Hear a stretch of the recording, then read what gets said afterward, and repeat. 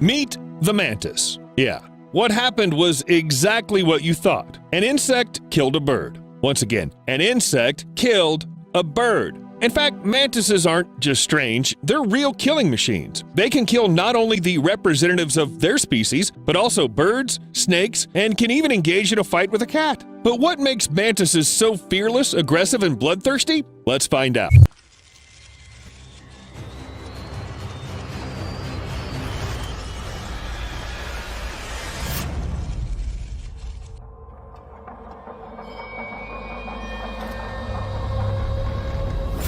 Usually the food chain looks quite logical and understandable. Well, you know, cats hunt mice, lizards eat insects, but that's not the case of the mantis.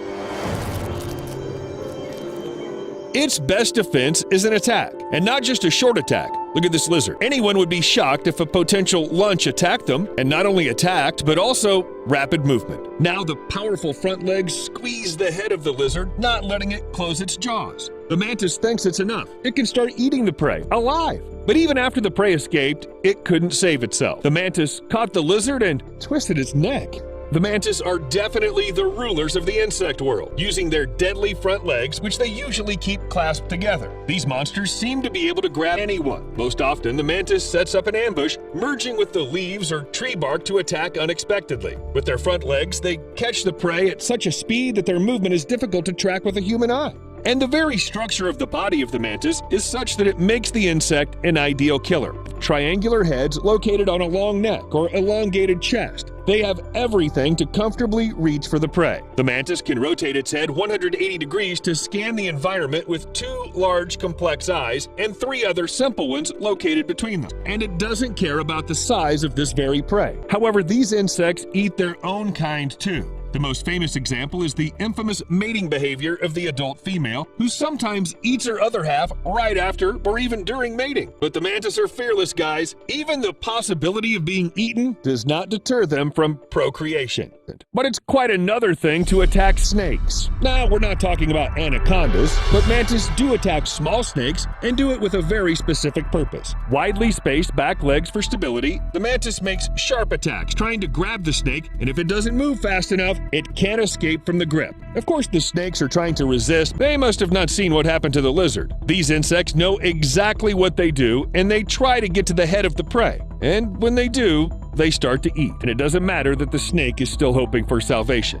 So who else is on the menu of the mantis? Mice. Even if these mice are the size of the mantis itself. Remember the lizard? Yes, for the mantis, it's not a huge, dangerous opponent, but rather, ooh, how much food? What can we say about some little mouse? The scheme's about the same: an unexpected throw, powerful spiked legs, squeezing the prey, unsuccessful attempts to get free, and a slow meal right during the fight. Doesn't care anymore, it's already started dinner. And this is not a sight for the faint of heart.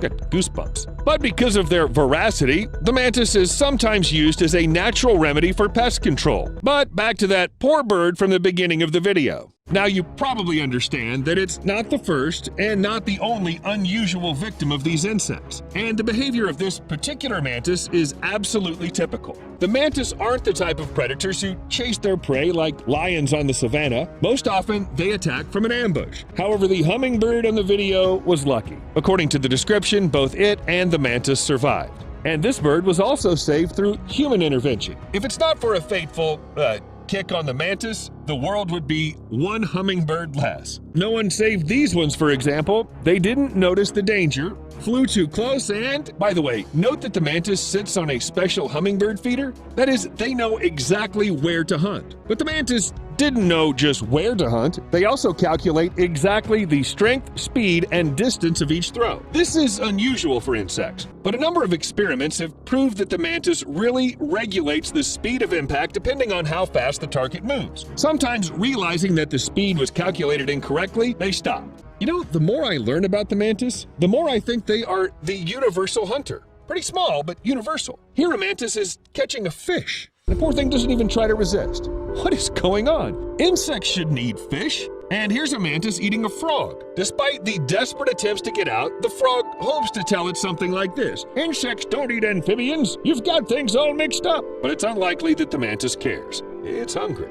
And remember the mantis from Kung Fu Panda?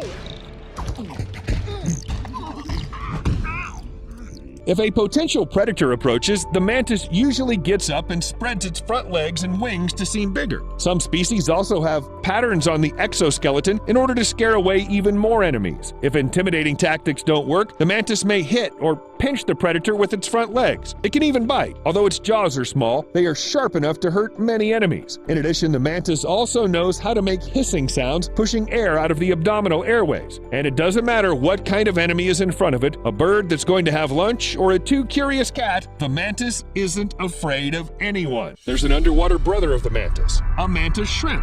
Okay, in fact, this creature is larger and can reach 30 centimeters in length against 10 centimeters for an ordinary mantis, but it's just as fearless. The name mantis was attributed to the mantis shrimp for the ability to instantly throw their front limbs attacking the enemy or prey. When it feels that its prey is nearby, it opens the top of its large claw, allowing water to penetrate into a small chamber in the bend. Then at the right moment, it pushes the water out of the chamber with pressure. This happens so fast that bubbles are formed. And not bubbles that anyone can create by blowing into the water. These bubbles accelerate at almost 100 kilometers an hour, just fast enough to stun or kill the prey. When the bubbles burst, they make a snap sound. That's how the shrimps get their name. But I wouldn't be surprised if I go through the sources to find someone even cooler. Do you want to know who that could be? Well, subscribe to this channel or you'll miss everything. And of course, likes and comments will only make me happy. We'll see you later.